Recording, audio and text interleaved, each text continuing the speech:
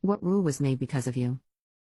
Okay, so I actually have a really funny story about this. Growing up, we used to have these camping trips that my church would put on, and we would take all of the teen guys in the youth group and we would go on this camping trip. And so one year, one of these guys thought it would be a really fun idea to bring a dustbuster can full of liquid nitrogen. So throughout the week, he would use the compressed liquid nitrogen to freeze people, which is kind of stupid.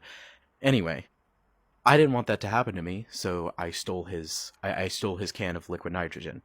All right, that out of the way, I went and buried it somewhere, which is kind of funny, considering.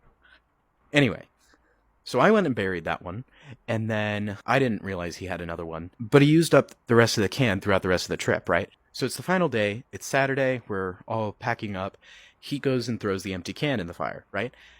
Okay, that was really cool. It like shot these flames up, and that was really kind of cool. So I was like, oh, that's really cool. See, I didn't realize his can was empty.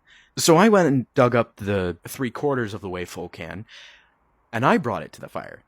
Now I thought it was going to have the exact same reaction as the empty can, right? That's not what happened. So I throw that can into the fire, and then I sit there and I watch it, and nothing's happening. And I'm like, that's so weird. Well, that's lame. And so I go off and I'm going to help with tearing down the tents and stuff. And then all of a sudden I just hear and I look up and there's a mushroom cloud coming from the fire pit and just ashes raining down from the heavens. Some guy had a log shoot out of the fire and hit him in the thigh and burned him real bad. I think he still has the scars from that. The embers that rained from the skies burned through all of the tents that weren't put away yet, all of the awnings of the campers that were on the site, and there's just this big smoke cloud in the sky. I'm surprised that the fire department, the police, the bomb squad didn't show up, but I don't know.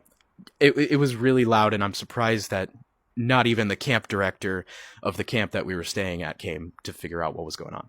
So anyway, I'm like, wow, what in the world could that have? Oh no, I'm in trouble. Little funny detail here. My youth pastor actually slept through the entire thing. He was in the camper trailer right outside the fire pit.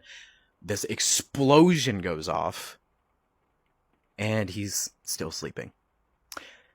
So anyway, that's the story of how there became a rule on these camping trips that you can't throw aerosol cans into the fireplace for some reason. Some kid's gonna come along in like 10, 15 years and be like, Mr. Camp Director, sir. Um, why is there a rule that we can't throw aerosol cans into a fire pit? well, dear child, we had an incident.